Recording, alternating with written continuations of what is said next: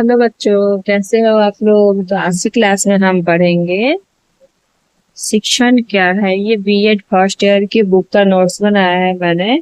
इसमें है कि शिक्षण क्या है, ये हमारा क्वेश्चन है और उसकी परिभाषा दीजिए, उसका महत्व बताइए। ठीक है, तो ये हमारा क्वेश्चन है, शिक्षण क्या है। देखिए, ये मेरी पर्सनल कॉपी है, नोट्स मैंने जो बनाए हैं। तो मैंने सोचा कि इजी लैंग्वेज में है, आप लोगों से भी शेयर करें ताकि आप लोगों को याद करने में आसानी हो और अपना एग्जाम अच्छे से दे सको। तो ये देखिए, हमारा क्वेश्चन है शिक्षण क्या है। शिक्षण एक ऐसी परिस्थिति का नाम है जिसमें एक व्यक्ति दूसरे व्यक्ति को ज्ञान प्रदान करता है। मतलब शिक्षण क्या है, पढ़ाना। इसमें क्या होता है, एक व्यक्ति दूसरे व्यक्ति को ज्ञान प्राप्त करता है, मतलब उसको कुछ बताता है, जिससे वो कुछ सीखता है, तो उसको शिक्षण बोलते हैं। जैसे पढ़ाना, जैसे मैं पढ़ा रही हूँ और आप उसको ज्ञान प्रदान कर रहे हो, तो मैं शिक्षण कर रही हूँ। ठीक है, इसको आप टीचिंग भी कह सकते हो। दूसरे व्यक्ति को ज्ञान प्रदान करता है। शिक्षण प्रक्रिया में एक व्यक्ति को दूसरे व्यक्ति से ज्ञान प्राप्त होता है। मतलब मैं आपको पढ़ा रही हूँ और आप सीख रहे हो, तो मुझसे आपको ज्ञान प्राप्त हो रहा है। तो वही ये देखिए, शिक्षण एक ऐसी परिस्थिति का नाम है जिसमें एक व्यक्ति दूसरे व्यक्ति को ज्ञान प्रदान करता है। शिक्षण प्रक्रिया में एक व्यक्ति को दूसरे व्यक्ति से ज्ञान प्राप्त होता है। अब इजी लैंग्वेज में शिक्षण क्या है ये भी लिख सकते हैं। शिक्षण शिक्षक और विद्यार्थी के बीच होने वाली एक क्रिया है जिसके परिणाम स्वरूप छात्रों के व्यवहार में परिवर्तन आता है। तो शिक्षण शिक्षक और विद्यार्थी के बीच में होने वाली प्रक्रिया एक क्रिया है जिसके परिणाम छात्रों के व्यवहार में परिवर्तन आता है। मतलब बच्चों में सुधार होता है, उनके व्यवहार में सुधार होता है। जो अगर बच्चा बिगड़ा हुआ होता है, जो बात नहीं मानता है, या मतलब उसको ज्ञान प्राप्त करने की बहुत ज्यादा आवश्यकता होती है, तो वो सुधर जाता है, उनमें बहुत ज्यादा परिवर्तन आ जाता है। ठीक है, तो उसकी परिभाषा देखिए। थॉमस एफ ग्रीन ने क्या कहा है, इनके अनुसार शिक्षण ऐसा उदाहरण है जिसका उद्देश्य कार्य करने की क्षमता को बढ़ाना है। ठीक है, लाड़के ने क्या कहा है, इनके अनुसार शिक्षण वह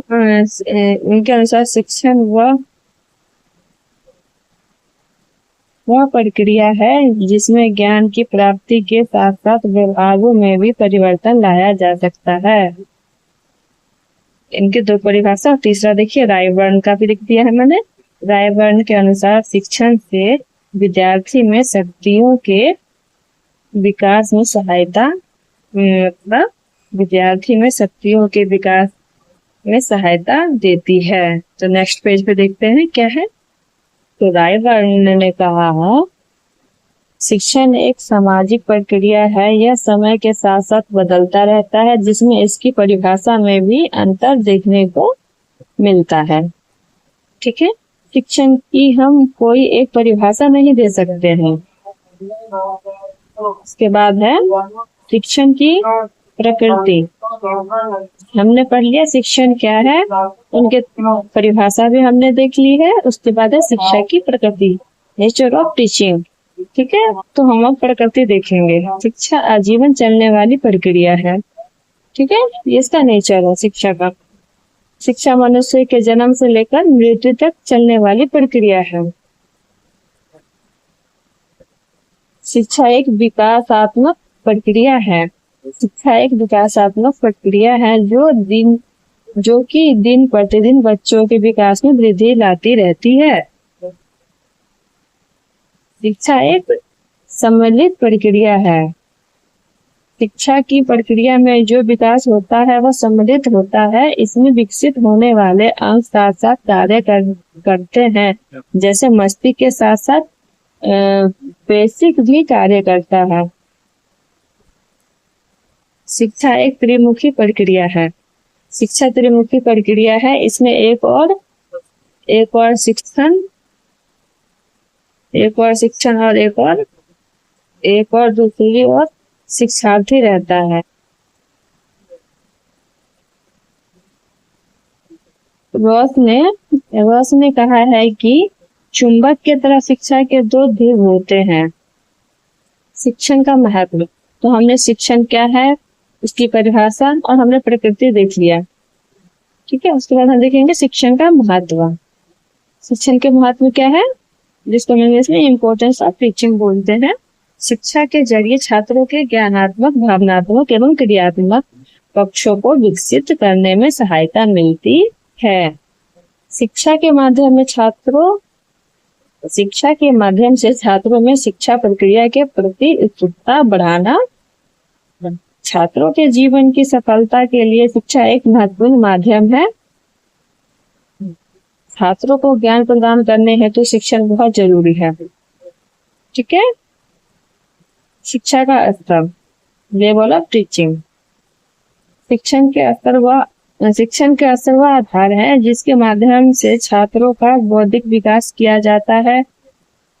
शिक्षण स्तर में छात्रों का क्रमबद्ध तरीकों से विकास किया जाता है, जैसे बौद्धिक, मानसिक एवं शारीरिक। शिक्षण के 3 स्तर हैं, स्मृति स्तर, बोध स्तर और चिंतन स्तर, ठीक है, जिसको हम मेमोरी लेवल, अंडरस्टैंडिंग लेवल और रिफ्लेक्टिव लेवल कहते हैं। शिक्षा के सभी स्तरों को छात्रों की आयु के आधार पर प्रस्तुत किया जाता है। स्मृति स्तर, मेमोरी लेवल, ठीक है। ये क्या होता है, मेमोरी लेवल। चलिए हम पढ़ते हैं इजी लैंग्वेज में कि क्या होता है। वह आधार है, स्मृति स्तर वह आधार है जिसमें छात्रों के मानसिक स्तर को एक आधार मानकर शिक्षा प्रदान की जाती है। यह बाल अवस्था एवं शिशु अवस्था में प्रदान करवाई जाती है, क्योंकि इसमें बालक का बौद्धिक विकास अपने शुरुआती स्तर में होता है। बालक किसी भी चीज को समझने के लिए उसका एक चित्र अपने मस्तिष्क में धारण कर लेता है। उदाहरण, जब उन्हें हम कोई कहानी सुनाते हैं तो वह उस कहानी के पात्रों को अपने मस्तिष्क में एक आकृति बना लेता है। इसी तरह से स्मृति को हम स्मृति स्तर कहते हैं। तो 12 बच्चों, आप लोगों को आज की क्लास में ये समझ तो आ गया होगा कि शिक्षण क्या है, उसकी परिभाषा, उसकी प्रकृति और शिक्षण के महत्व। तो चलिए बाय बाय, मिलते हैं नेक्स्ट वीडियो में।